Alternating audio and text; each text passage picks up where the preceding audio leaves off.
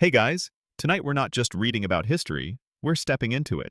Imagine, if you will, the scent of dust mingling with the distant promise of garlic and stale wine, the rhythmic creak of wooden wheels against cobbled stone, and the ever-present drone of cicadas in the sweltering heat.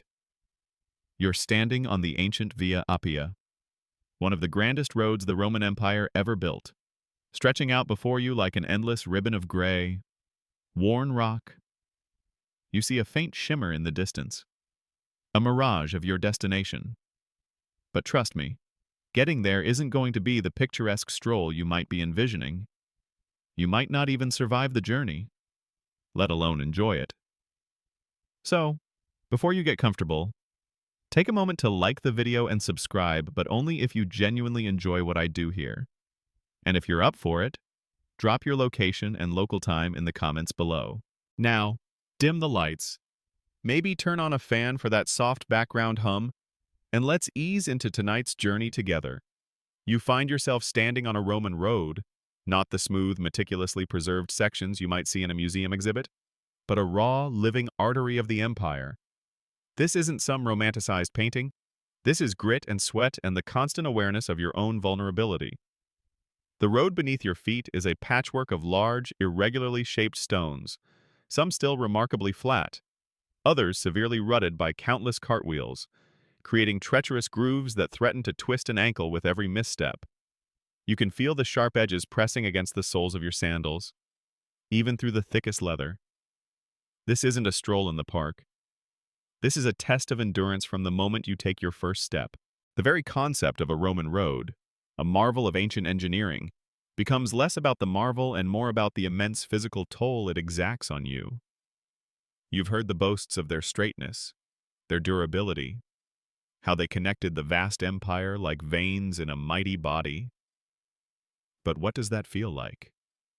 It feels like your calves burning after only an hour of walking. The jarring impact of each step echoing up your spine. Imagine trekking for days, perhaps even weeks, with only these unforgiving surfaces as your companion. The famous Roman concrete, a blend of volcanic ash, lime, and rock that allowed these roads to last for millennia, suddenly feels less like an achievement and more like a cruel joke on your weary feet. You quickly learn that the Romans, for all their engineering prowess, designed these roads for legions, for the swift movement of armies and goods, not for the comfort of a casual traveler like yourself. There are no smooth, paved sidewalks, no gentle gradients. The roads climb steep hills with a brutal directness, forcing you to ascend with a relentless, energy-sapping effort. Then, just as abruptly, they plunge down, making your knees ache with the strain of breaking your descent on the loose, uneven stones. Historians still debate whether the Romans truly prioritized military efficiency over all other considerations when designing their road networks. But standing here, feeling every jolt and jar, you're pretty sure the answer is a resounding yes. Look around you. The landscape isn't always picturesque. Sometimes, you're flanked by dense, unforgiving forests, the kind where shadows stretch long and play tricks on your eyes, making you wonder what or who might be lurking just beyond your sight. Other times, the road cuts through vast, open plains, exposing you to the relentless glare of the sun or the biting chill of a sudden wind. There's no escaping the elements here. You're utterly at their mercy. Your skin, if you're fair, is already starting to redden, a testament to the fact that ancient SPF, perhaps a paste of olive oil and something vaguely herbal, isn't quite cutting it.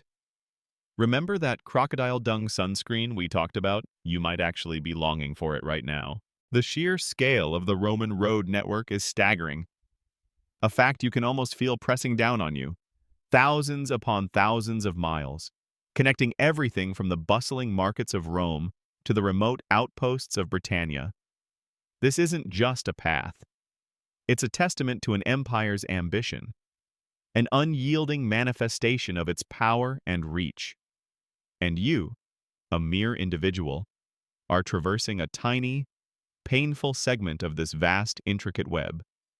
the cursus publicus, the imperial postal service, utilized these very roads, allowing messages and officials to travel at speeds that would astound other ancient civilizations. But for you, it's a slow, deliberate march, each step a small victory against the vastness of the journey. You notice something else, something subtle but significant: the absence of consistent signage. While milestones miliaria were indeed erected at regular intervals, typically every Roman mile about 1,480 meters or 4,856 feet, they aren't always conveniently placed, nor are they always perfectly legible. Many are worn smooth by centuries of weather and human touch. Their inscriptions faded into indecipherable grooves. You're left to guess your exact location, to rely on local knowledge, or simply to follow the road with a blind faith that it will eventually lead you somewhere recognizable. It's a stark reminder that navigation in the ancient world wasn't about checking a map on your phone. It was about instinct, perseverance, and often, sheer luck.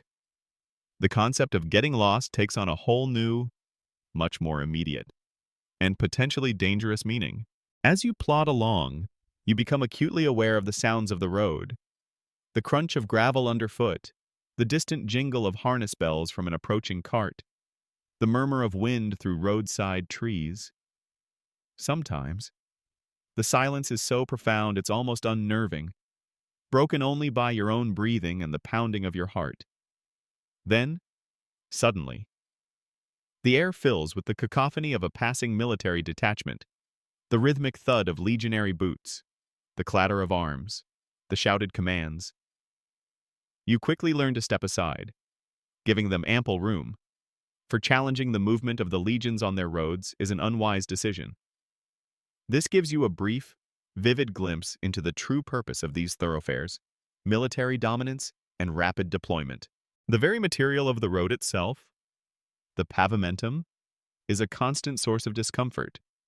While some sections might have been carefully laid with polygonal blocks, many are simply packed earth and gravel, easily churned into mud during rain or a dusty, shifting surface in dry weather.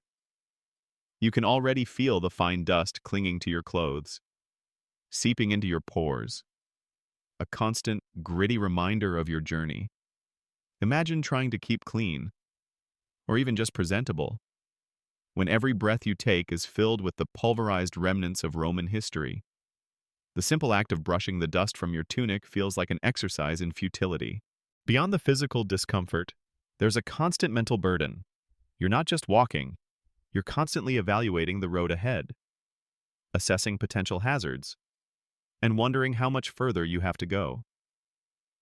There's a psychological grind that sets in, a feeling of endlessness as the road stretches before you, curving just enough to obscure the horizon. You might pass the occasional villa or small farmstead, offering a brief respite from the wildness, a fleeting glimpse of settled life. But these moments are rare, temporary breaks in the relentless monotony of the journey. These private estates, often owned by wealthy Romans, sometimes even maintained the sections of the road that passed through their land, a small luxury that often went unnoticed by the weary traveler. You also start to notice the wear and tear on your own body. Blisters are forming, unnoticed at first, then blossoming into fiery points of pain with every step. Your shoulders ache from the simple act of carrying your meager belongings. Your throat is dry, parched, and the water in your leather skin tastes warm and faintly metallic. You begin to understand why ancient travelers carried so little, why every ounce mattered. It's not about convenience, it's about survival. Every item you carry becomes a burden. Every extra pound a new source of fatigue. The road forces you to be minimalist, to shed all but the absolute essentials. And even then, those essentials feel like lead weights. The construction methods of these roads, while impressive in theory, translate into very real, very tangible difficulties for you. The initial excavation down to bedrock, the layers of small stones, gravel, and finally the carefully fitted surface stones. It all sounds magnificent on paper, But for you, it means a hard, unyielding surface that offers no give, no cushioning whatsoever. It's a testament to Roman ingenuity, certainly, but also to their apparent disregard for pedestrian comfort. One fascinating detail often overlooked is that the Romans sometimes built their roads on slightly elevated embankments to improve drainage and visibility, which was crucial in areas prone to flooding or where strategic oversight was necessary. This elevation, however, also made the approach to towns and cities quite visible from a distance, which could be both a comfort and a potential risk, depending on the intentions of those observing. You consider the speed, or rather, the lack thereof, while Roman couriers could cover impressive distances on horseback. You, on foot, are moving at a snail's pace compared to modern travel. A simple journey of 50 miles could take you days, not hours. This isn't just an inconvenience, it shapes your entire perception of the world. Distances are vast, travel is a serious undertaking, and home feels incredibly far away. The concept of a quick trip simply doesn't exist in this era. Every journey is an expedition, requiring significant planning, resources, and a good deal of stoicism. You begin to understand why many Romans, especially the wealthy, preferred to travel by sea whenever possible, despite its own considerable dangers. As you near the end of this initial stretch, you catch sight of a small, rudimentary way station, or perhaps a modest capona. A roadside inn? It's not much to look at a simple building. Perhaps a few tethered mules, and the faint scent of wood smoke. But the very sight of it brings a wave of relief. It signifies a potential break, a momentary reprieve from the relentless road. You imagine a warm, if basic, meal, a chance to rest your aching feet, and perhaps a moment of human interaction after hours of solitary trudging. This initial glimpse of civilization, however humble, feels like a promise, a beacon in the otherwise daunting expanse of the Roman road. The journey is far from over, but for a brief moment, the thought of rest makes the current discomfort bearable. The question that lingers, however, is what kind of rest truly awaits you within those walls. As you stumble towards the capona, the promise of rest momentarily eclipses the throbbing in your feet. But even this small hope is tempered by the harsh realities of ancient travel. Your footwear, those worn leather sandals that seemed adequate for a short stroll, are proving woefully insufficient. The soles are thin, offering little protection against the sharp stones and uneven surfaces. You can feel every pebble, every jagged edge, and a hot spot is rapidly developing into a full-blown blister on your heel. If you're lucky, your sandals have a few extra layers of leather, but even then, the constant friction and impact are relentless. For the average Roman, shoes were practical, designed for utility over comfort, and they were expected to be replaced frequently. You're already dreaming of thick wool socks, a luxury you definitely don't possess. You pass a group of weary travelers emerging from the inn, their faces caked with dust, their clothes rumpled and stained. One man limps noticeably, grimacing with each step. You're reminded that your personal discomfort is universal on these roads.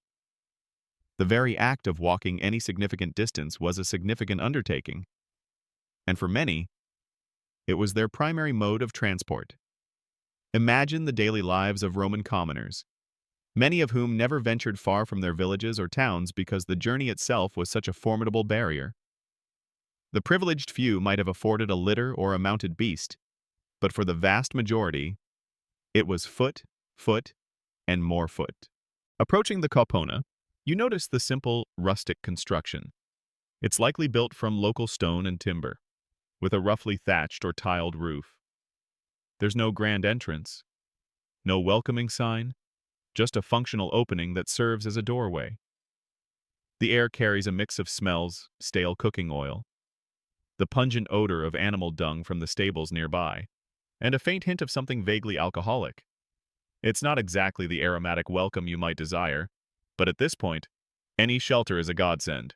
Stepping inside, your eyes slowly adjust to the dim light. The main room is sparsely furnished with rough wooden tables and benches. A few flickering oil lamps cast long, dancing shadows on the walls, making the space feel even more confined. You notice a few other patrons, their faces obscured by the gloom, muttering in hushed tones over their drinks. The silence you grew accustomed to on the open road is replaced by a low hum of chatter, the clinking of earthenware cups, and the occasional cough. It's a sensory overload after hours of relative quiet. You approach the counter, where a burly individual with a stained apron and a surly expression eyes you up. This is the innkeeper, your temporary gatekeeper to food and lodging. Fares for a night's stay are surprisingly varied, and often negotiable, depending on your perceived status and the innkeeper's mood. You might pay a few asses small bronze coins for a simple bed in a communal room, or a denarius, a silver coin, equivalent to a day's wages for a laborer for something a little more private. If such a luxury even exists here, you quickly learn that prices fluctuate wildly based on location, reputation, and perhaps the innkeeper's assessment of how desperate you look. The beds themselves are a far cry from what you're used to. Forget soft mattresses and fluffy pillows. You're looking at a wooden frame, possibly with a few ropes strung across it, and a thin straw-filled sack for comfort. The communal sleeping areas, often just a single large room, mean you'll be sharing space, and possibly fleas, with a motley assortment of travelers. Imagine the symphony of snores, coughs, and restless movements that will accompany your attempt at sleep. Historians still debate the average cleanliness standards of these roadside establishments, but your nose and eyes are already telling you that spotless is not a word that applies here. The fear of brigands isn't just a distant worry, it's an ever-present hum beneath the surface of your consciousness, especially when you consider staying in these remote, often unsupervised inns. While Roman roads were generally safer than the untamed wilderness, they were by no means devoid of danger. The very isolation that makes these kaupona necessary also makes them vulnerable. You notice a few rough-looking characters huddled in a corner, their eyes seemingly following your every move. Are they honest travelers or something more sinister? You grip the small pouch of coins tucked inside your tunic, a subtle, almost unconscious gesture of protection.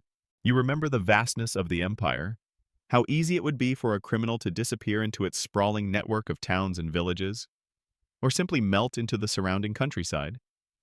Roman authorities, while effective in cities, had a much harder time policing the vast rural areas and isolated stretches of road.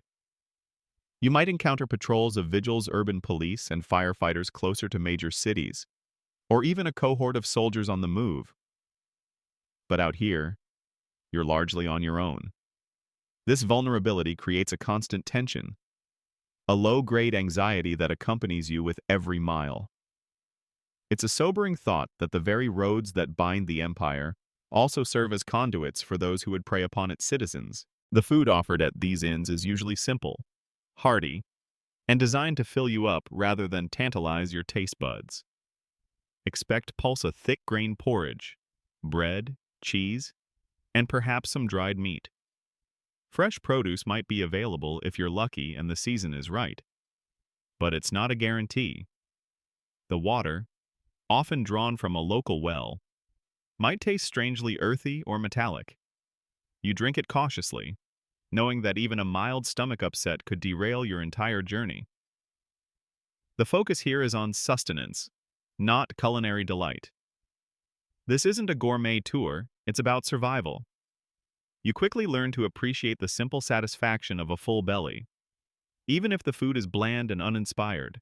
As the evening wears on, the communal nature of these inns becomes apparent. Travelers from different walks of life, all united by the common thread of the road, share stories, news, and sometimes warnings. You might hear tales of a particularly treacherous stretch of road ahead, or a recent incident of robbery in a nearby province. This oral network of information was vital for ancient travelers, supplementing the sparse official guidance. It's a raw, unfiltered flow of intelligence, often exaggerated, sometimes misleading, but always captivating. You listen intently, trying to discern truth from rumor, gathering whatever scraps of knowledge might help you on your onward journey. The sound of the road never truly leaves you.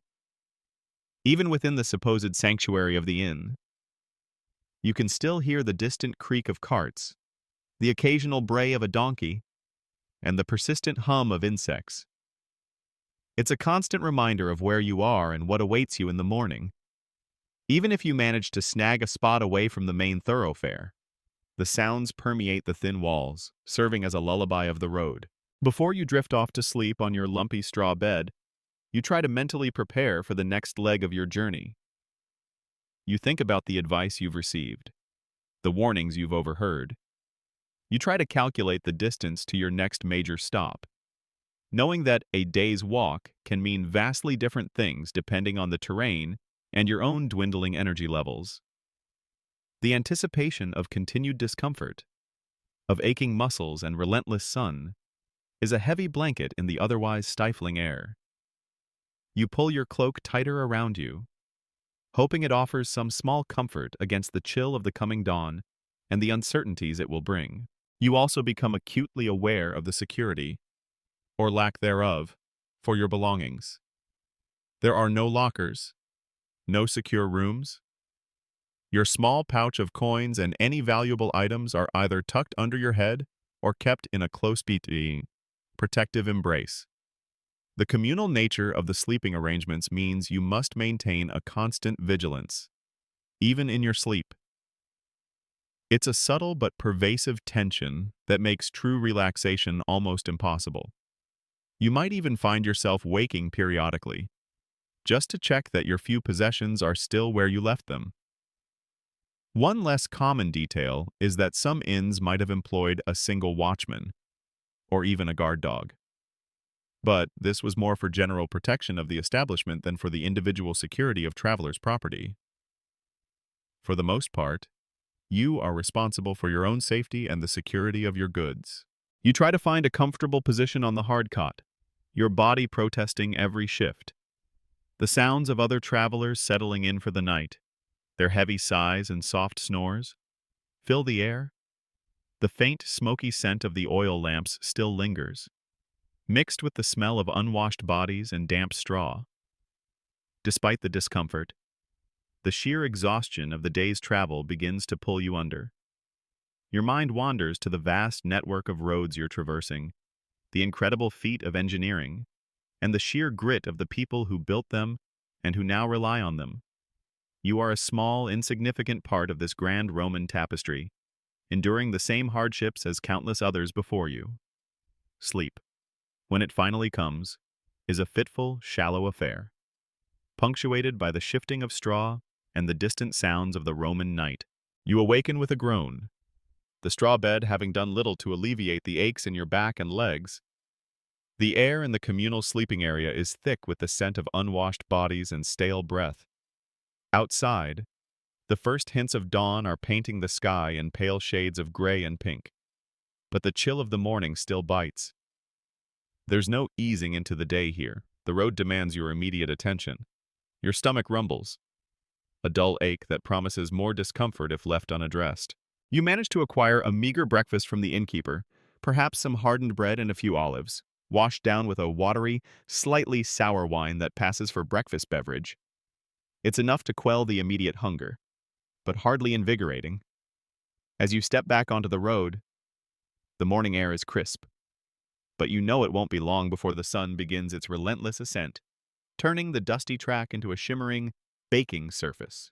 Today, you are setting out on a stretch of what might very well be the Via Appia, one of the oldest and most strategically important Roman roads. You've heard tales of its grandeur, its engineering prowess, connecting Rome to Brindisi, the gateway to the east. But the reality is far from the romantic images. The Via Appia is not some perfectly smooth, modern highway. It's a testament to ancient ambition and engineering. Yes, but also a crucible for anyone daring to traverse it on foot. The road here is often wide, sometimes as much as 14 Roman feet, about 4.2 meters, allowing for 2 carts to pass. But the surface is a constant challenge. You encounter massive polygonal basalt blocks, some perfectly fitted, others dislodged or fractured. creating an uneven patchwork. You have to constantly watch your footing, scanning the ground ahead for loose stones, dips, and the occasional protruding sharp edge.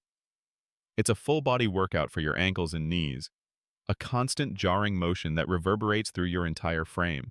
Imagine the bone-jarring reality of trying to maintain any kind of speed on this surface.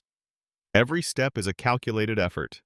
Your calves are burning already, and the blisters from yesterday, which you might have attempted to bandage with a scrap of cloth, are now weeping, making each stride a painful reminder of your humble footwear. The Romans knew how to build roads to last, but seemingly not for comfort. They prioritized durability and directness, often cutting straight through hills and valleys rather than winding around them, which translated into incredibly steep gradients. You find yourself pushing up inclines that feel more like ramps than roads, your breath coming in ragged gasps. Then, just as your muscles scream, the road plunges downward, forcing you to brace yourself against the momentum, your knees trembling with the effort. You might pass by an occasional milestone, a cylindrical stone marker indicating the distance to Rome or a major city. These markers, while helpful in theory, are often weathered, their inscriptions faded. You squint, trying to decipher the Roman numerals, but often you're left guessing, relying on your internal clock and the sun's position. This constant uncertainty about your exact location adds another layer of mental fatigue to your physical exhaustion. It's not just about the distance, it's about the unknown stretches that lie ahead. The lack of shade on many parts of the Via Appia is a brutal reality. As the sun climbs higher, beating down on the open road, you find yourself exposed to its full, unforgiving glare. There are no convenient rest stops with awnings, no dense tree lines offering respite. You yearn for the fleeting shadow of a passing cart or a lone, scraggly tree, clinging to any brief moment of coolness. Your skin feels like it's baking, and you can already feel the beginnings of sunburn. A tight, painful sensation that will make sleeping even more difficult tonight. Water, which you carefully ration, quickly becomes warm and unrefreshing in your leather water skin. You learn to savor every sip, knowing how precious this commodity is. The famous tombs and monuments that line parts of the Via Appia, especially closer to Rome, are a striking, if morbid, sight. Wealthy Romans often built elaborate mausoleums along the road, serving as a permanent display of their status and a constant reminder of their legacy to all who passed by.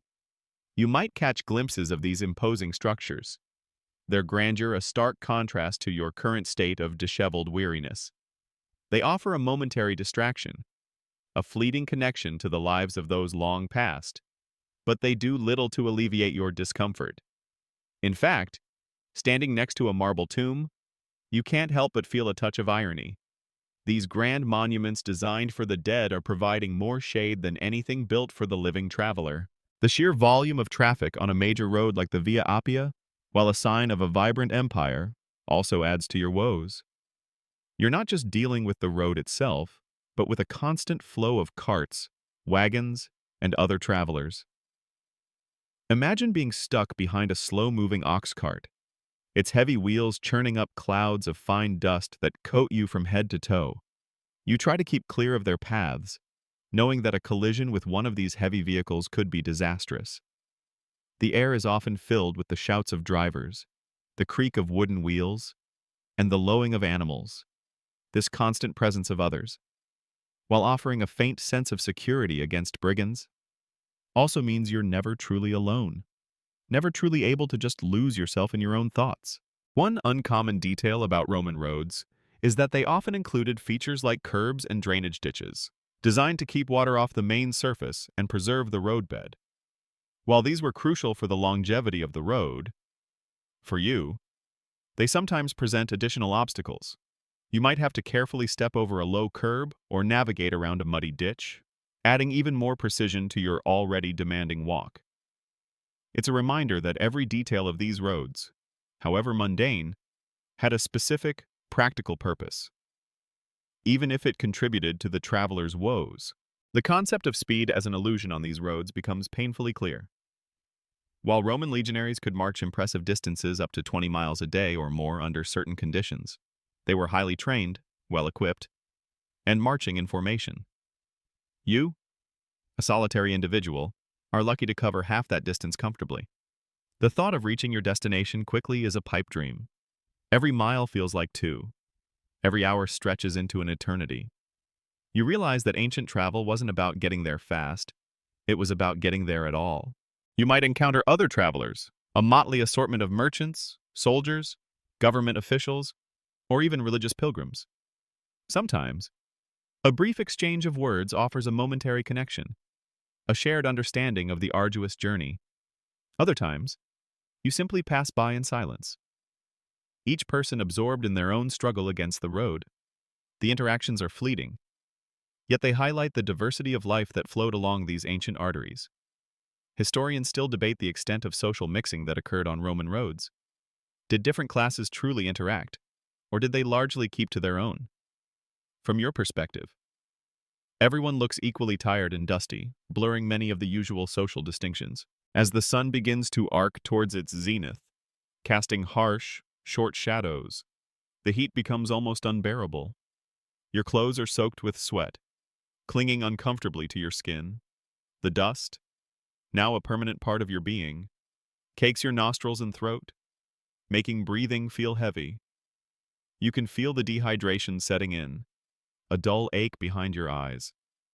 Your mind starts to wander, dreaming of cool, flowing water, a shaded grove, anything to escape the relentless glare and the unforgiving stone. The monotonous landscape, broken only by the occasional scrub brush or distant farm, adds to the psychological toll. There's little to distract your mind from the physical pain. You resort to counting your steps, to humming a tune, to anything that will shift your focus, however briefly, from the burning in your feet and the dryness in your throat. This stretch of the Via Appia, while a symbol of Roman might, is slowly but surely grinding down your resolve. You understand now that the terrible in Roman road travel wasn't just about danger. It was about the relentless, soul-crushing discomfort of every single step. The relentless march continues, but today, you're not just relying on your own 2 feet. The prospect of riding, however uncomfortable, feels like a minor luxury. You've managed to secure passage on a wagon, or perhaps a cart, heading in your general direction. As you approach, you realize this isn't the gleaming, well-maintained vehicle you might have pictured. This is a working conveyance, likely hauling goods, and your space is little more than a spot amongst crates, sacks, and perhaps a few other hardy souls. The first challenge is simply getting onto the wagon. There are no convenient steps or ramps. You have to hoist yourself up, perhaps with a grunt or two, over the rough wooden side. Once aboard, you quickly realize that any notion of comfort is a cruel joke. The wagon bed is a flat, unpadded expanse of splintery wood. There are no seats, no backrests, just the hard floor beneath you. You try to find a spot that seems least likely to cause further injury, nestling yourself amongst the cargo, which offers minimal cushioning and a surprising amount of jostling. The suspension, or rather, the complete lack of it, is the most immediate and profound source of discomfort. Roman wagons and carts were built for durability and capacity, not for smooth rides. There are no springs, no shock absorbers. Every bump, every rut, every single uneven stone on the road is transmitted directly through the wooden frame of the wagon, right up into your weary body. You feel every jolt, every tremor, a constant, jarring vibration that rattles your bones and sends shivers up your spine. It's like being perpetually stuck in a mild earthquake, but one that never ends. You quickly learn to brace yourself, to anticipate the next impact. But even then, the force of it surprises you. Imagine trying to relax, let alone sleep. In this environment, your teeth might literally chatter from the constant vibration. Your head bobs uncontrollably, threatening to bang against the wooden side with every particularly rough patch. Your muscles, already tired from days of walking, are now in a constant state of tension, trying to absorb the relentless shocks. This is not a journey where you can simply sit back and enjoy the scenery. Your entire focus is on self-preservation, on minimizing the physical torment. The types of vehicles you encounter, or are forced to ride, are varied but consistently uncomfortable. There's the plostrum, a heavy two-wheeled cart often drawn by oxen, incredibly slow but capable of carrying massive loads. Then there's the carus, a four-wheeled wagon, perhaps slightly more stable but still offering a brutal ride, for official or urgent travel. You might see a reda or a cesium, lighter, faster vehicles sometimes used by couriers. But these are a luxury rarely afforded to the common traveler and still far from comfortable. Historians still debate the exact nuances of comfort or discomfort across different vehicle types. But for you, the distinction is largely academic when every ride feels like a battering ram. The constant claustrophobia sets in, especially if you're crammed in with other passengers or a mountain of cargo. Personal space is a foreign concept. You're pressed against strangers, their dusty clothes rubbing against yours, their occasional coughs and snores filling the confined space. The air can become stale, especially if the wagon is covered, trapping the smells of unwashed bodies, animals, and whatever pungent cargo is being hauled. You might find yourself subtly trying to shift, to gain a few precious inches of room. But it's a futile exercise. The close proximity to others, while a minor comfort against absolute loneliness, is primarily an invasion of your senses. The sheer slowness of these wagons is another frustrating reality. While you might be covering more ground than on foot, the pace is still painstakingly deliberate. The heavy animals, oxen, or mules plod along at their own unhurried rhythm. Frequent stops are necessary, whether for the animals to rest, for a wheel to be repaired, or for the driver to conduct business along the way. These interruptions, while sometimes offering a brief chance to stretch your legs, often feel like further delays, extending an already arduous journey. You might watch enviously as a lone rider on a horse trots by, covering in an hour what your wagon will do in half a day. Then there's the dust. Oh, the dust. Whether you're walking or riding, the fine, powdered earth kicked up by hooves and wheels is omnipresent. But inside a wagon, it's intensified. It swirls around you, coating your hair, your clothes, your very skin. It seeps into your nostrils and throat, making you cough and wheeze. Your eyes sting from the grit, and you constantly rub them, only to spread more dust around. This isn't just an inconvenience, it feels like the road itself is trying to consume you, to merge you into its grimy, dusty essence. Remember that crocodile dung sunscreen? You're now wondering if it could somehow repel dust too. Just kidding, mostly. But the thought crosses your mind. Breakdowns are not a matter of if, but when. A wheel might come loose, an axle might crack, or a draft animal could go lame. These are inevitable occurrences on roads that are less than perfect and with vehicles that are less than robust. When a breakdown happens, everyone pitches in. You might find yourself helping to lift a heavy wheel or searching for suitable timber to patch a broken spoke. These unexpected delays can add hours, even a full day, to your journey, further testing your patience and resilience. There's no roadside assistance here, just the ingenuity of the driver and the collective effort of the passengers. It's a moment where you realize that ancient travel is a constantly improvisational act. The drivers themselves are often gruff, focused on their cargo and their schedule rather than your comfort. Their primary concern is getting their goods to market, not ensuring you have a pleasant journey. You learn quickly that polite requests often go ignored, and that directness, even bordering on rudeness, is sometimes the only way to get a meager response. This further underscores your relative insignificance as a passenger. You are simply an extra piece of cargo, a means to an end for the driver's revenue. As the day wears on, the sun beats down relentlessly, turning the interior of the wagon into a stifling oven. If there's a canvas cover, it might offer some shade, but it also traps the heat and makes the air even more stagnant. You find yourself longing for the open air, despite the dust, just to feel a breath of wind on your face. Dehydration becomes a constant companion. Your throat scratchy, your lips cracked. You try to conserve your water, taking only small sips, but the heat is relentless. You might occasionally encounter a relay station mutatio or a full mansio along the way, maintained by the Roman state for official travelers. These offered fresh horses, food, and lodging. While you, as a private traveler, might not be officially entitled to their services, you might get lucky and find a sympathetic employee willing to offer water or a quick meal for a price. These brief glimpses of more organized travel infrastructure serve as a stark contrast to the rough and ready nature of the private wagons you often find yourself on. This obscure detail highlights the dual nature of the Roman road system, a highly efficient state apparatus for official business, and a much more chaotic, challenging reality for everyone else. The journey by wagon, while it covers more distance than walking, presents its own unique set of torments. It's a trade-off: less physical exertion, but more relentless, bone-rattling discomfort.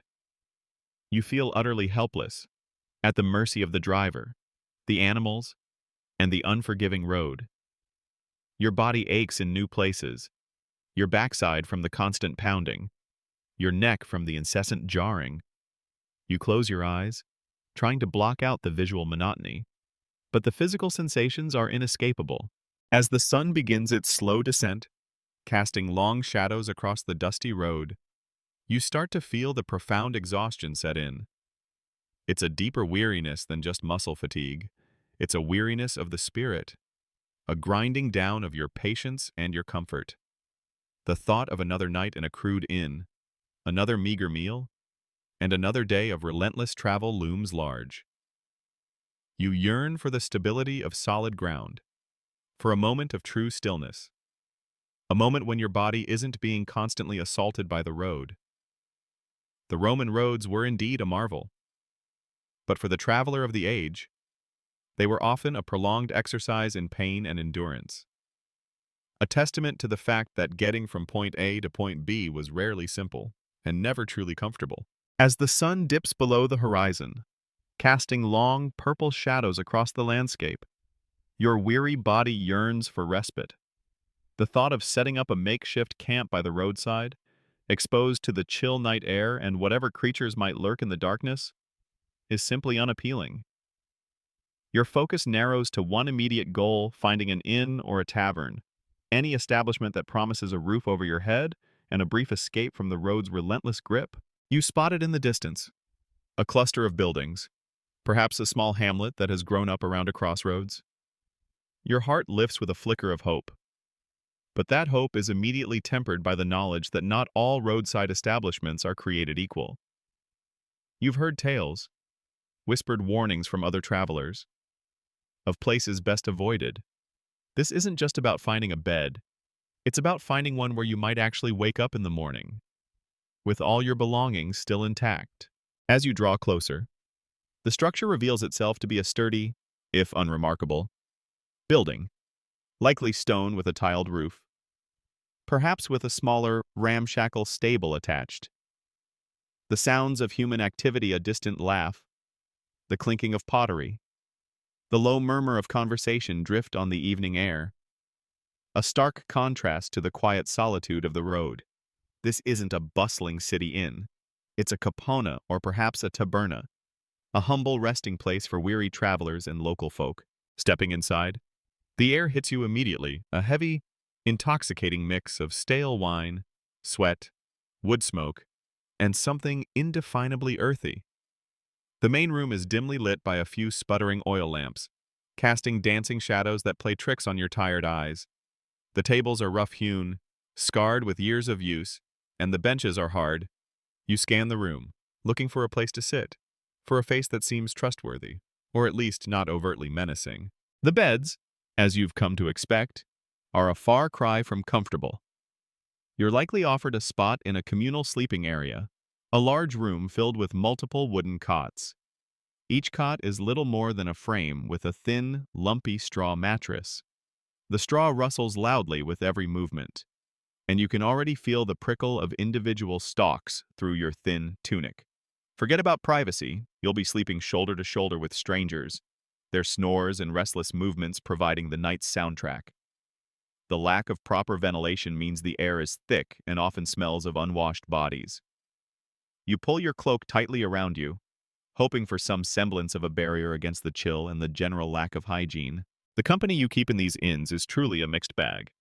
You'll find merchants haggling over prices, soldiers on leave, farmers heading to market, and other travelers just like yourself. But you'll also encounter the less savory elements of Roman society: gamblers, petty criminals, and those who make their living off the misfortunes of others. You learn to be constantly aware, to keep one eye open, even when exhaustion threatens to pull you under. Your small pouch of coins feels heavy against your chest, and you're keenly aware that discretion is paramount. Displaying wealth, however meager, is an open invitation to trouble. The food and drink offered are basic and designed for sustenance, not pleasure. You might be served a bowl of pulse, a thick porridge made from grain, or a piece of hard, unleavened bread. Perhaps some olives or a piece of pungent cheese. The wine, often watered down and slightly sour, is served in rough earthenware cups. It's not a feast, but it's calories. And at this point, that's all that matters. You eat quickly, trying not to think too much about the preparation, focusing instead on the warmth spreading through your empty stomach. You're not looking for gourmet. You're looking for survival. Hygiene in these establishments is, to put it mildly, rudimentary. There are no private bathing facilities, and clean water for washing is a precious commodity. You'll likely wash your face and hands at a communal trough, if one is available, and consider yourself lucky if the water isn't too murky. The concept of clean linens is almost laughable. You assume the straw in your mattress has seen countless previous occupants. You resign yourself to a state of perpetual dustiness and the faint, pervasive odor of the road. Historians still debate the specific health impacts of staying in such inns, but you're quite certain that the risk of various ailments, from lice to more serious infections, was ever present. The potential for treacherous sleeps is a constant worry. Beyond the discomfort and the noise, there's the underlying fear of theft, or worse. You sleep with one ear open, listening to the creaks of the building, the shifts of other sleepers, the occasional drunken shout from the common room.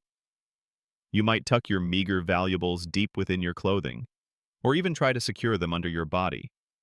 The lack of true security means that a deep, restful sleep is almost impossible. You wake frequently, disoriented, your mind racing to confirm your safety. You also notice the social dynamics at play. There's often a clear pecking order, unspoken but understood. The innkeeper holds a position of power, able to deny service or demand exorbitant prices.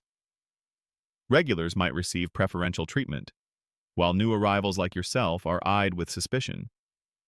You try to blend in, to draw as little attention to yourself as possible. Sometimes, an experienced traveler might offer a word of advice or a shared laugh, a small moment of camaraderie that briefly alleviates the sense of isolation.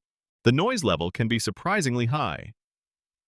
Even after the common room quietens down, the sounds of the stables outside, the restless movements of animals. The occasional bray or whinny can carry into the sleeping quarters.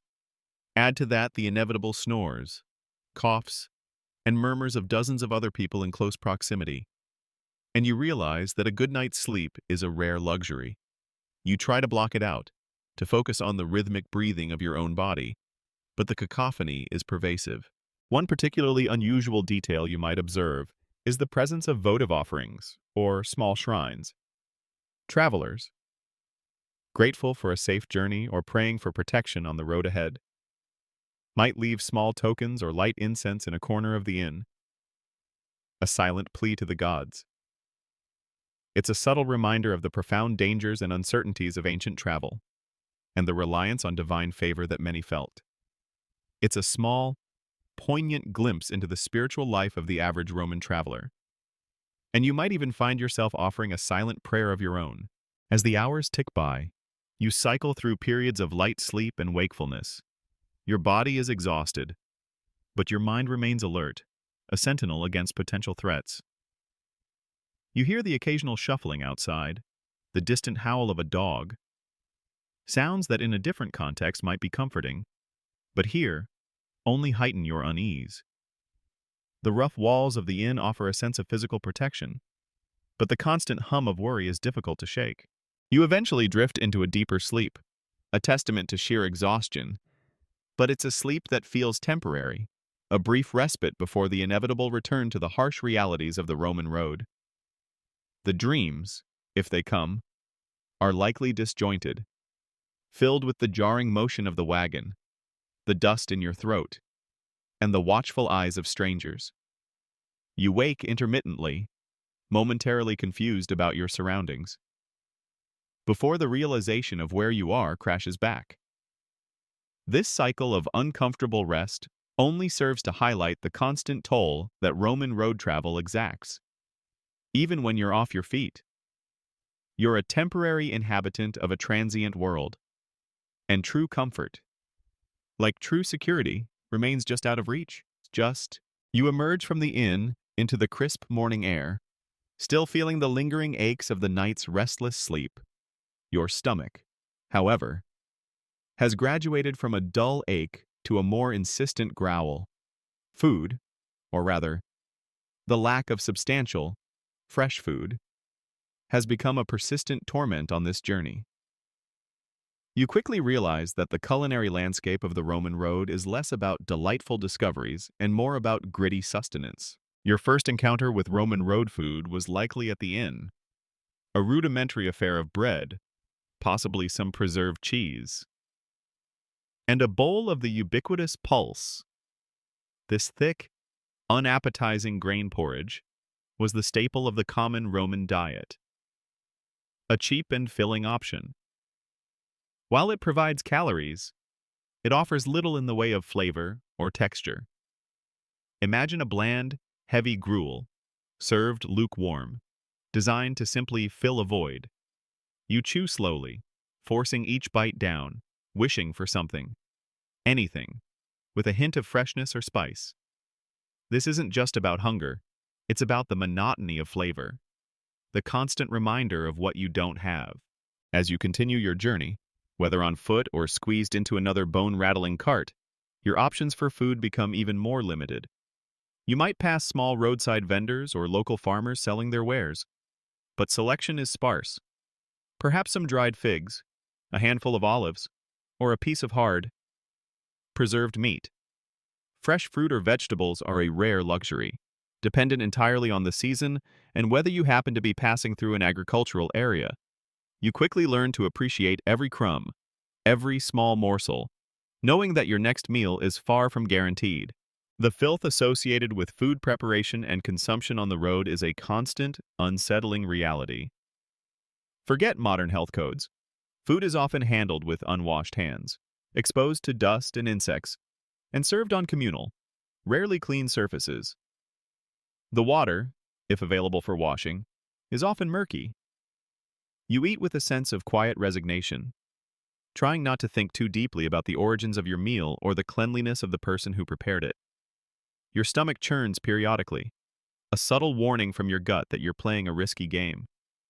It's not uncommon to suffer from a mild stomach upset, a traveler's belly, which further saps your strength and makes the journey even more miserable.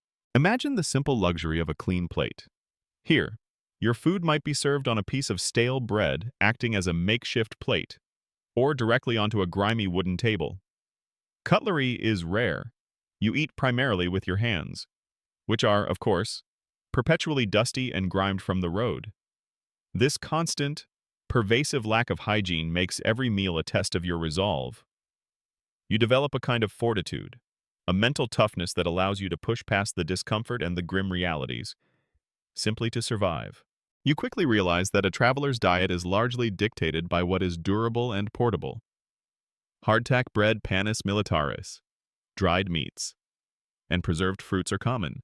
These items are designed for longevity, not taste. The bread is often so hard you have to soak it in water or wine to make it edible, and the dried meat can be tough and salty, further contributing to your thirst. You carry your own small supply of these staples, knowing that relying entirely on roadside provisions is a fool's errand. Every gram of food in your pack is precious, a small insurance policy against starvation. The cost of food is another factor that weighs on your mind. While basic provisions are generally affordable, any deviation from the most rudimentary fare comes at a premium. You might eye a more appealing dish in a bustling market town, but the price might be prohibitive, forcing you back to your meager rations. Every coin spent is a coin that won't be there for lodging or for an emergency. This financial strain adds another layer of stress to your journey. One fascinating detail often overlooked is that Roman travelers sometimes carried small portable stoves, focus portatilis, or even simple grills to prepare their own food, especially if they distrusted the quality of inn provisions or wanted to save money. This DIY approach, however, required additional baggage and effort, adding to the burden of travel.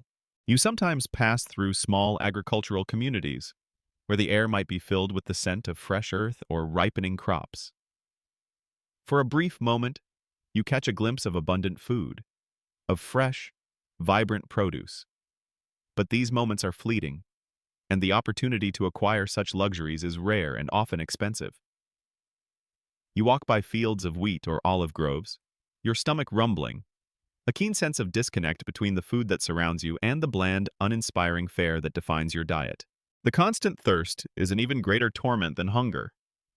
Water sources along the road are often unreliable. You might find a well, but its water could be stagnant or taste strongly of minerals. Rivers and streams, while seemingly abundant, carry the risk of contamination from upstream settlements or animal waste. You become adept at assessing water quality by sight and smell, a vital survival skill. Your water skin is your most prized possession, and you learn to ration its contents meticulously, taking only small, unsatisfying sips to prevent total dehydration. The feeling of parched lips and a scratchy throat is a constant companion. There's also the psychological impact of the food situation. The lack of variety, the blandness, and the occasional outright unpleasantness of your meals contribute to a general feeling of misery. Food, which in other circumstances might be a source of pleasure and comfort, becomes just another chore, another hurdle to overcome. You begin to crave simple, familiar tastes, dreaming of the comfort food of your home, a distant memory that seems almost mythical in your current state. Historians still debate the nutritional adequacy of the average Roman traveler's diet. While staples like grain and some form of protein cheese, dried meat provided basic energy, the lack of fresh fruits and vegetables would have led to chronic vitamin deficiencies over long journeys. You can feel the subtle effects on your own body, a persistent lethargy, perhaps a dull headache, minor aches and pains that aren't just from physical exertion, but from a subtle lack of proper nourishment. Your body is running on fumes, sustained by sheer willpower and a basic, monotonous diet. The thought of a hot, home-cooked meal becomes a vivid fantasy, a beacon of hope in the endless grind. You imagine the aroma of freshly baked bread, the savory taste of roasted meat, the crispness of fresh vegetables. These mental images serve as a form of escapism, a brief mental vacation from the culinary realities of the road. But then, the jostling of the wagon, or the persistent crunch of dust underfoot, snaps you back to the present, to the reality of your next meal being another unappetizing portion of pulse and hard bread. This relentless battle against hunger and thirst, coupled with the sheer lack of appetizing food, truly tests your mettle. It forces you to appreciate the simplest provisions, to push past your preferences, and to focus solely on survival. The Roman road, it turns out, is not just a physical challenge, but a relentless assault on your palate and your basic comforts, demanding a level of fortitude you never knew you possessed. You continue your arduous journey, a seemingly endless cycle of walking, riding, and seeking meager sustenance. Today, however, introduces a new layer of anxiety to your travels, the inherent unreliability of your transportation.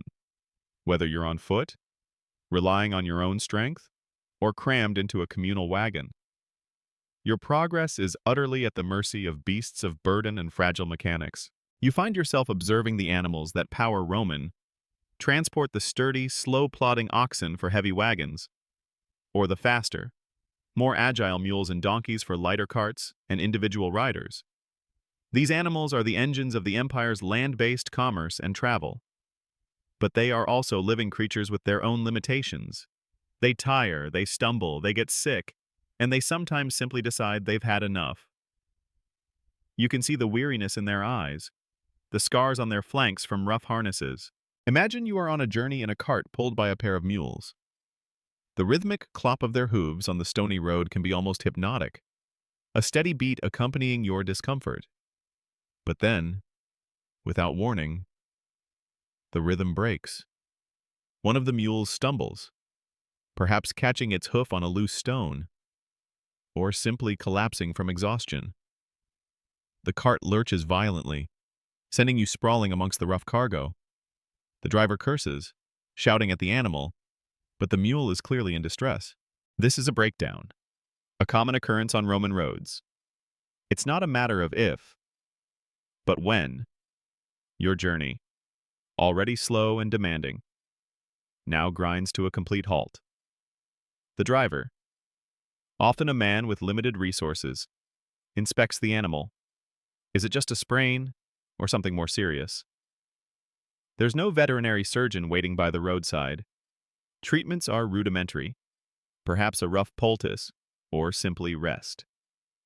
You realize that your progress is entirely dependent on the health and willingness of these animals. If the mule cannot continue, you might be stranded for hours, even a full day, waiting for a replacement, or forced to proceed on foot, abandoning your brief respite from walking. Beyond the animals themselves, the mechanics of the vehicles are equally precarious. Roman carts and wagons, while robust in their design, were constructed from wood, iron, and leather. These materials were strong, but subject to immense stress on the uneven roads. A wheel might shatter after hitting a particularly deep rut, or an axle could crack under the strain of a heavy load.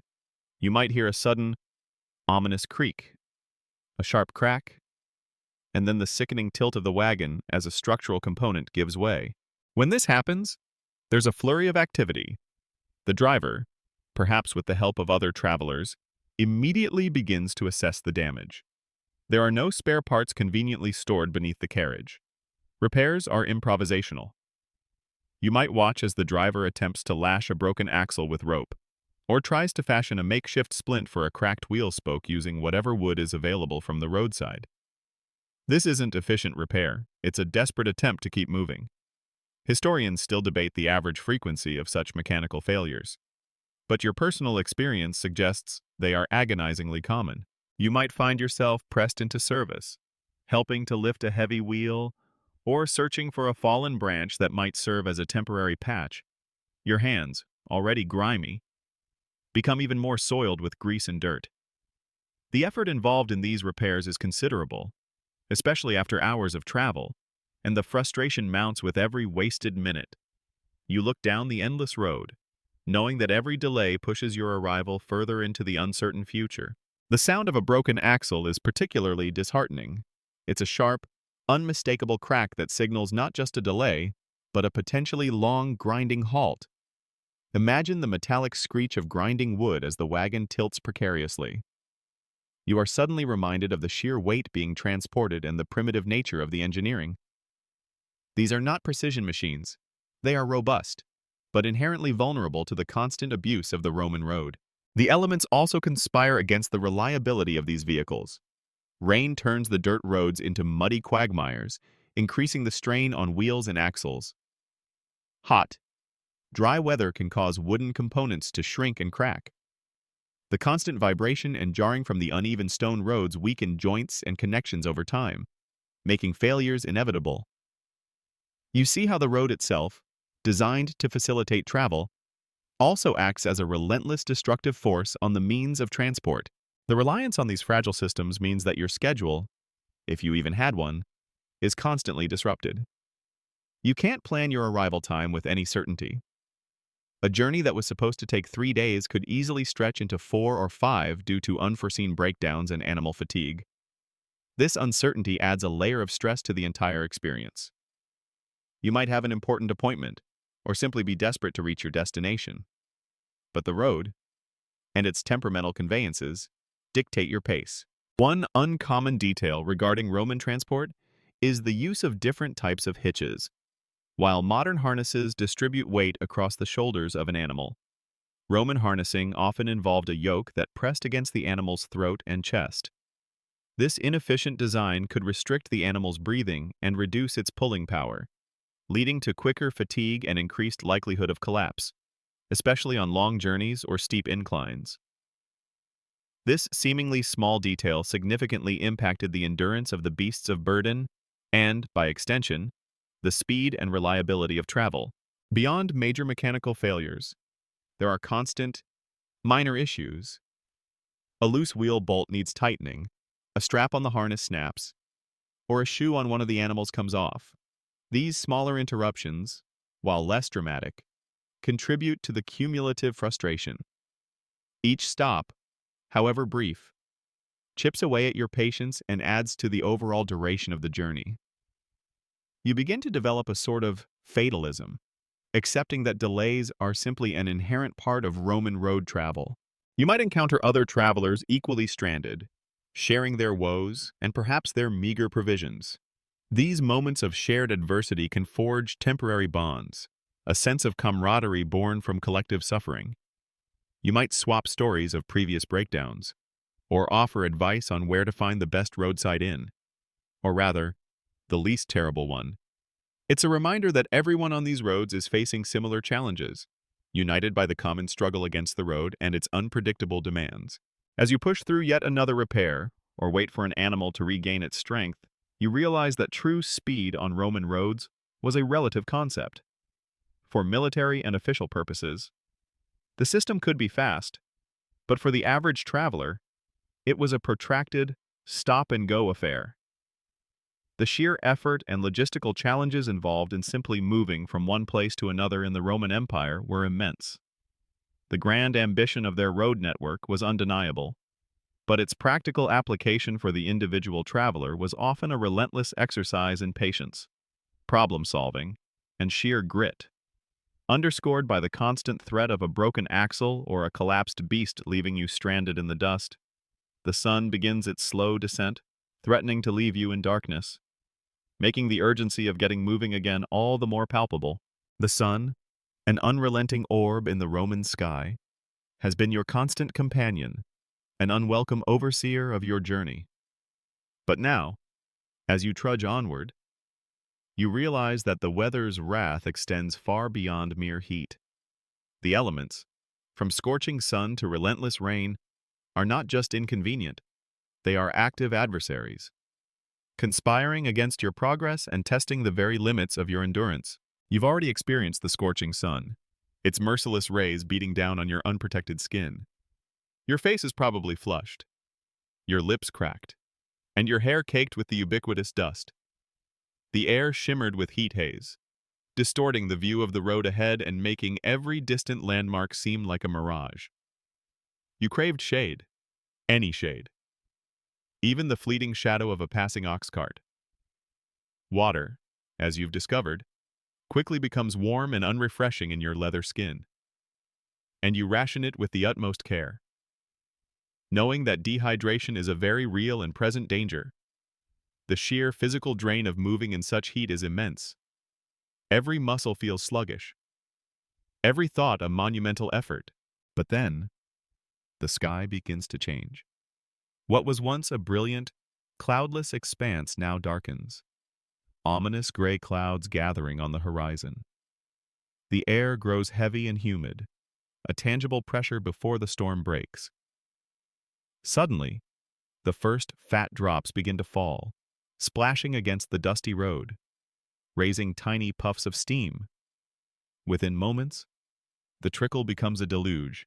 You are caught in a relentless Roman downpour. The fine dust that had coated you for days now transforms into a greasy, clinging mud. The road, once merely uneven, becomes treacherous.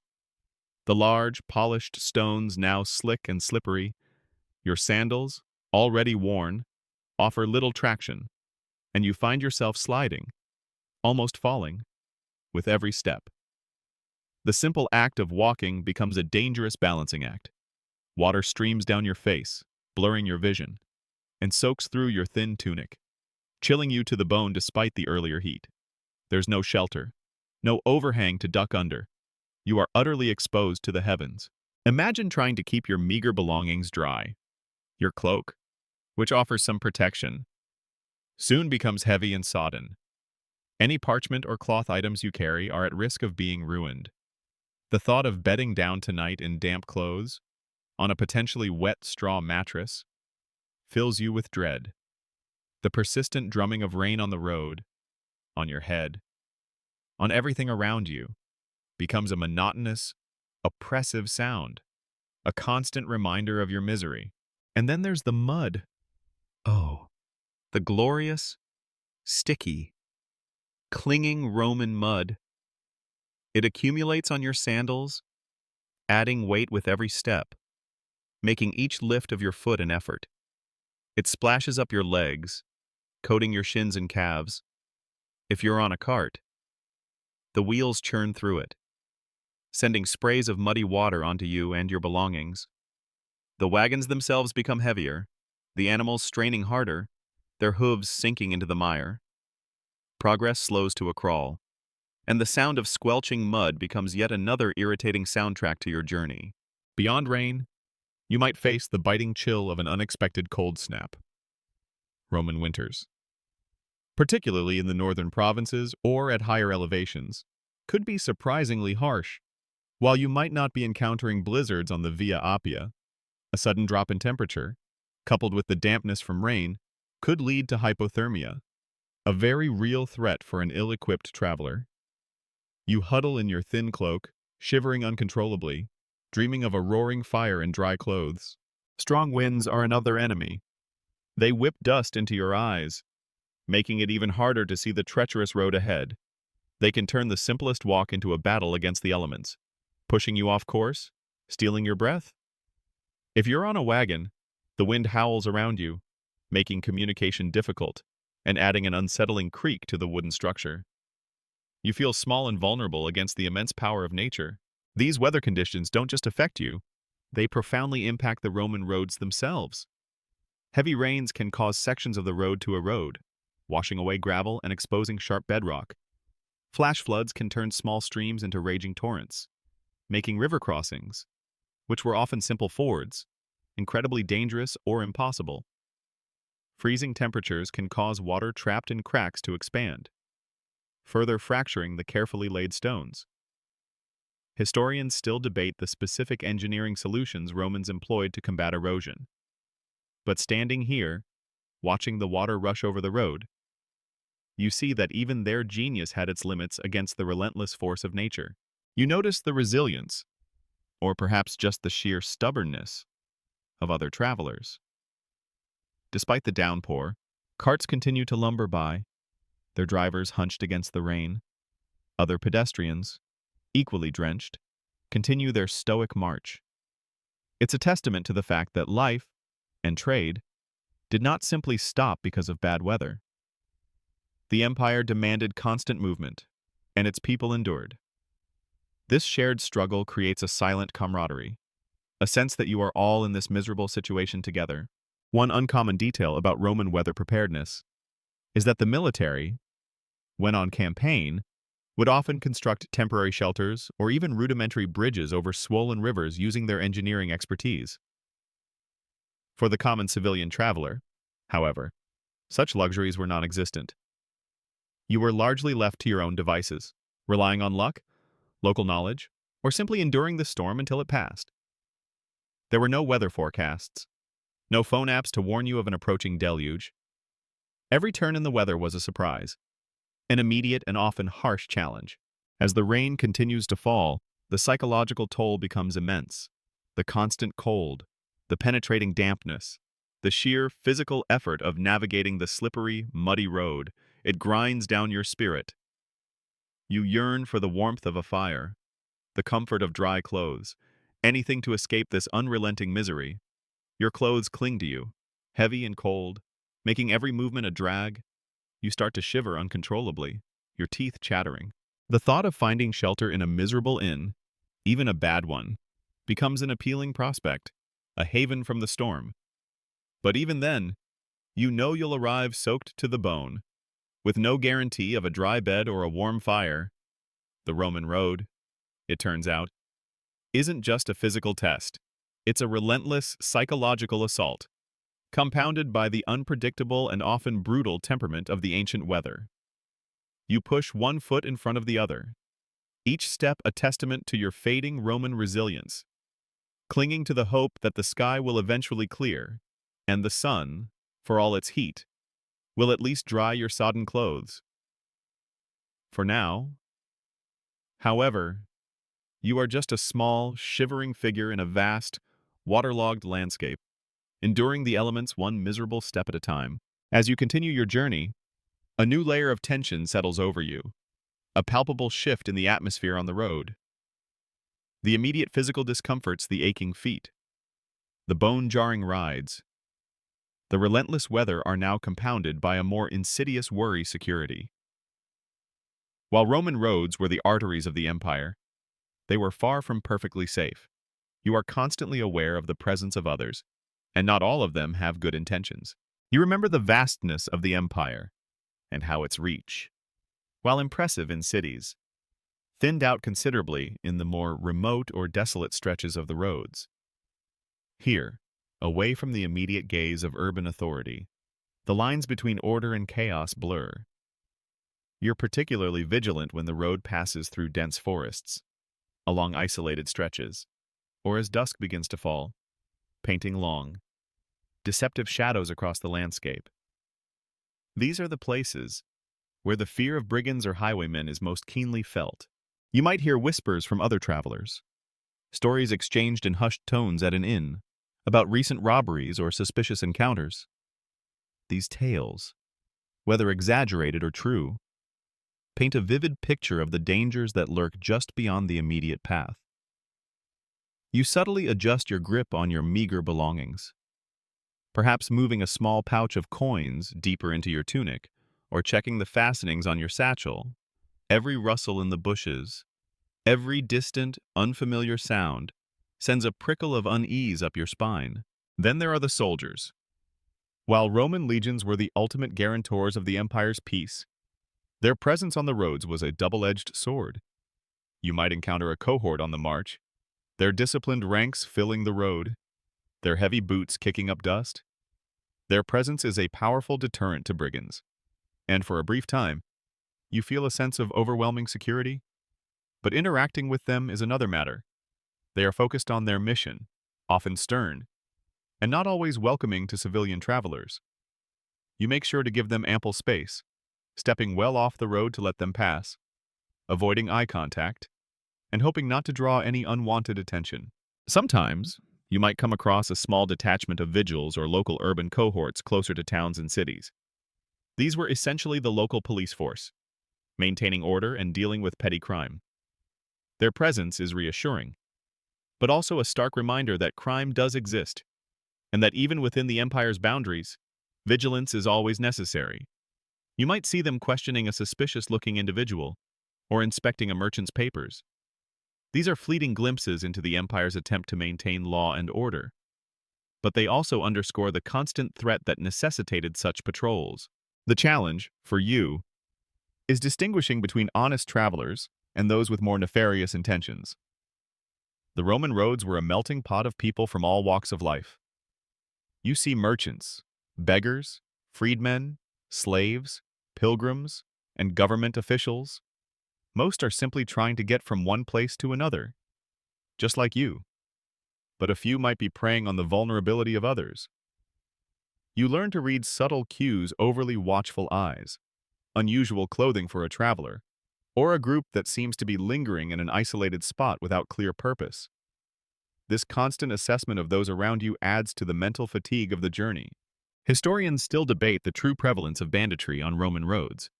While the empire generally boasted a high level of security compared to other ancient civilizations, local conditions varied greatly.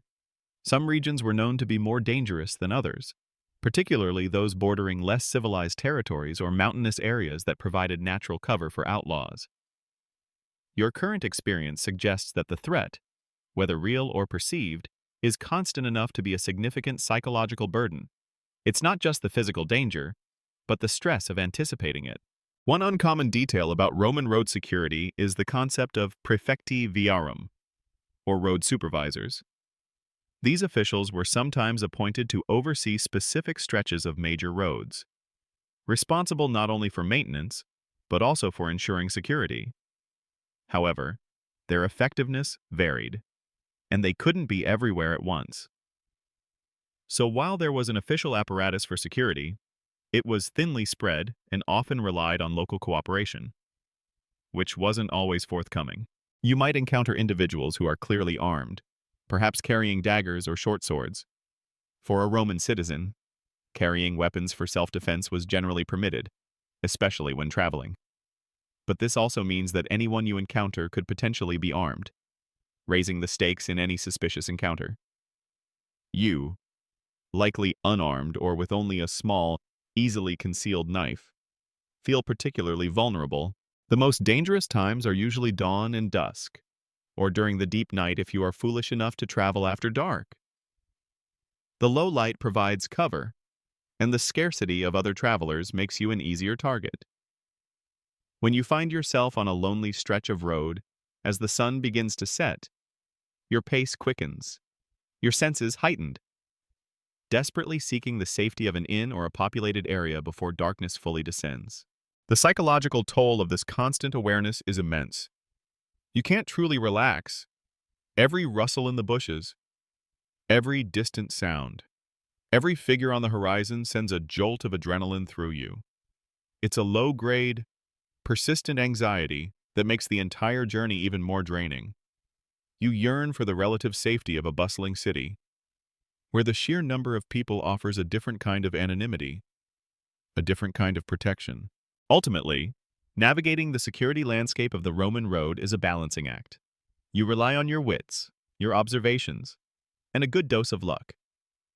You try to travel during daylight hours, perhaps joining up with other, seemingly trustworthy, travelers for a stretch. You are careful about where you stop, and with whom you share information. The sketchy encounters are not always violent. Sometimes it's just a feeling, an uncomfortable interaction that leaves you with a lingering sense of unease. But it's enough to remind you that despite the grandeur of the Roman Empire, its roads were still places where you were very much on your own, and where danger, in its many forms, was never far away. The Roman peace, the Pax Romana, extended broadly, but not always to the isolated, dusty paths that stretched between its mighty cities. The last leg of your journey stretches before you, an exercise in sheer willpower. Your body is a symphony of aches and pains, the persistent throb in your feet, the stiffness in your back from countless hours on hard surfaces, the lingering fatigue that has settled deep into your bones. Every muscle protests with each step, yet you push onward, driven by the singular goal of arrival. The landscape slowly begins to change. Subtly at first, the wilder, more desolate stretches of road give way to signs of increasing human habitation. You see more farmsteads, their fields stretching out, neat and orderly. The occasional passing cart is no longer a rare sight but a more frequent occurrence, carrying goods to and from the city. The sounds, too, shift. The quiet hum of the countryside is replaced by the distant murmur of human voices, the faint clatter of tools, and eventually, the more distinct sounds of urban life. As you draw closer, the sheer scale of Roman urban planning becomes apparent. The road, which has been your intimate, often brutal, companion for so long, widens, You might start to see more substantial roadside structures, elaborate tombs of the wealthy, or even remnants of aqueducts stretching across the landscape like stone giants. These are clear indicators that you are approaching a significant Roman settlement, a place of commerce, power, and hopefully, rest. Then, you catch your first glimpse. The city walls, rising majestically against the sky, are a truly awe-inspiring sight. They represent not just protection, but civilization, order, and the promise of an end to your immediate suffering. You might see the glint of sun on a distant temple roof, or the faint outline of a grand public building.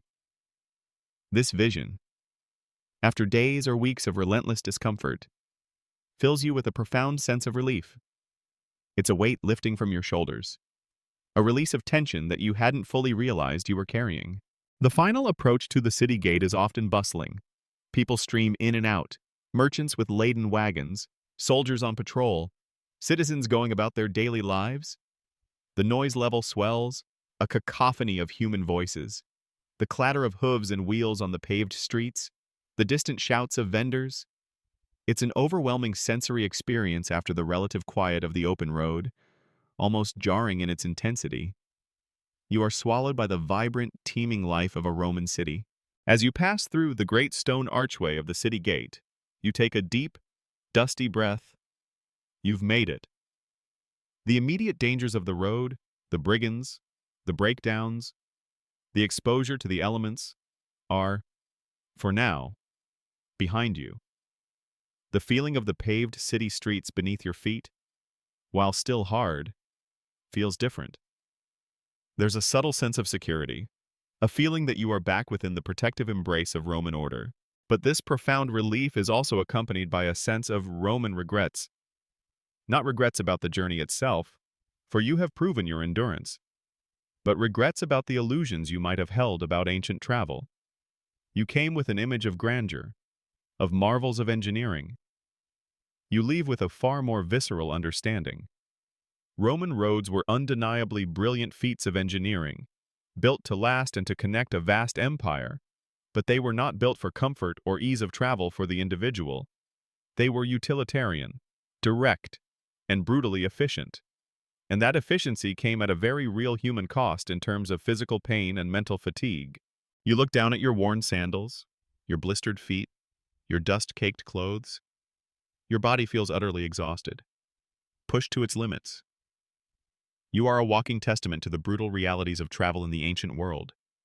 The romantic notions of journeying through the Roman Empire have been stripped away, replaced by the raw, gritty experience of it. You now understand why many Romans avoided long-distance land travel if possible, preferring sea voyages despite their own significant risks.